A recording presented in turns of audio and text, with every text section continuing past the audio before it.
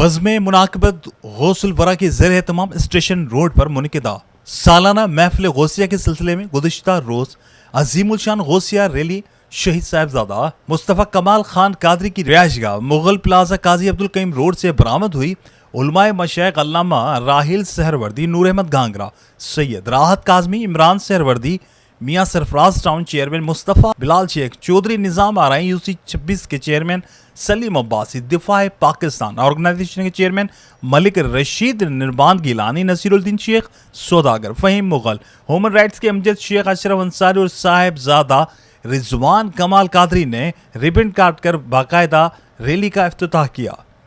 جبکہ صاحبزادہ رضوان کمال قادری نے افتتاحی دعا کی۔ غوثیہ ریلی شہر حیدرآباد، لطیف آباد اور قاسم آباد کے مختلف علاقوں سے ہوتی ہوئی مرکزی محفل غوثیہ پکھا پیر مسجد اسٹیشن روڈ پہنچ کر اختتام پذیر ہوئی، جہاں سابقہ D S P Ahmed Qureshi, Sabir Gaddi, Zafar حسین اور ظفر نے پھولوں کے ہار پہنا کر استقبال کیا۔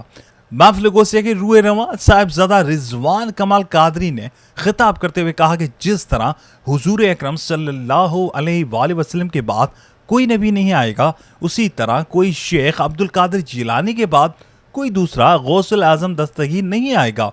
غوثیہ ریلی کی خاص بات بزم مناقبت غوث الورا ٹرسٹ کے لہراتے ہوئے سینکڑوں پرچم تھے، جن میں اللہ تعالیٰ کی وحدت، رسول اللہ صلی اللہ علیہ وآلہ وسلم کی رسالت اور حضور غوث الاعظم کی ولایت کے حوالے سے 3 رنگوں پر مشتمل تینوں نسبتوں کا پیغام آویزاں تھا۔